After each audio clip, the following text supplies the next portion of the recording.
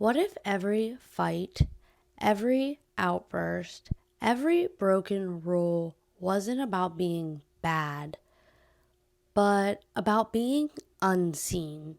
That's the story behind conduct disorder, which is one of psychiatry's most controversial childhood diagnoses. It's the label given when a child's anger and defiance cross a certain threshold. When they're hurting people, destroying property, lying, stealing, or breaking serious rules. But underneath that behavior, it's rarely evil. It's usually pain with no language. Conduct disorder describes a persistent pattern of violating others' rights or social norms. The DSM lists behaviors such as aggression toward people or animals, destruction of property, deceit or theft, and serious rule violations. CD is more severe than oppositional defiant disorder, which you may have heard of, and often develops when a child's anger stops being expressed through protest and starts being expressed through survival and fight or flight, which can result in harm, like we talked about, to other people and animals. And this is where psychiatry begins to argue. Critics say conduct disorder pathologizes trauma, that we're labeling kids as dangerous when they're really dysregulated and scared. Many of these children come from environments filled with abuse, neglect, lack of education, chaos, or poverty. They didn't learn empathy because nobody ever modeled safety.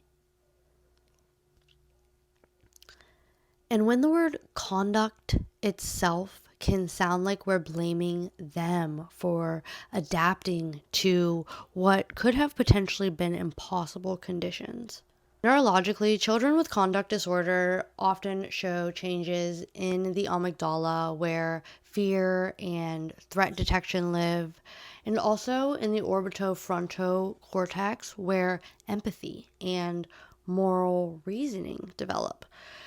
Their brain may underreact to others' pain and overreact to perceived threats. So when a teacher yells or a parent criticizes, the brain says attack or escape. It's not rebellion, it's a neural defense. Some children even show blunted physiological arousal, a flattened fear response that makes consequences meaningless to them. That's where the callous, unemotional subtype comes in, which is the one more strongly linked to sociopathy later in life. Sometimes it does turn to sociopathy. If untreated and combined with genetics, chronic trauma, or neglect, conduct disorder can evolve into antisocial personality disorder, what society often calls sociopathy. But that path isn't inevitable. Many kids with CD grow into adults who are anxious, depressed, or just still learning how to trust and to cope with their emotions. Because empathy isn't gone, it's just underdeveloped. And the earlier we intervene, the more plastic and repairable those circuits still are. The best treatment for conduct disorder isn't punishment or consequences, it's connection. The gold standards are parent management training, also known as PMT, which teaches caregivers consistent, calm discipline. Also, multisystemic therapy, known as MST, helps not just the child, but their family, their home, their school, and their communities. Cognitive behavioral therapy, CBT, builds impulse control and empathy in some children. Trauma-focused therapy, when abuse or neglect is part of the story, can be very beneficial.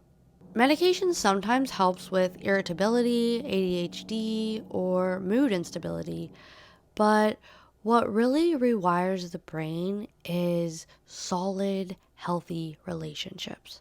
Conduct disorder isn't about evil.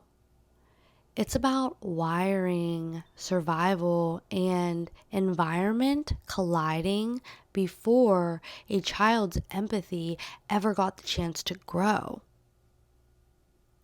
These are kids who weren't taught safety, they were taught strategy. So the next time someone says, that kid's a problem, remember, behavior is language. And what looks like defiance might just be a desperate translation for, I don't feel safe anywhere. Thank you for being here today. I'll see you next time.